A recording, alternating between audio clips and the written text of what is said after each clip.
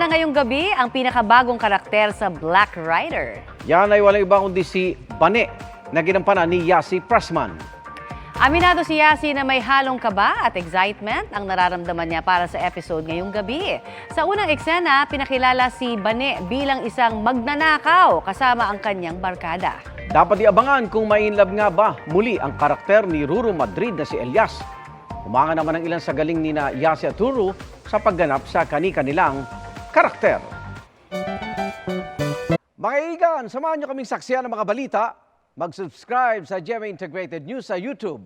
Para sa mga kapuso abroad, samahan nyo kami sa GMA Pinoy TV at sa www.gmanews.tv.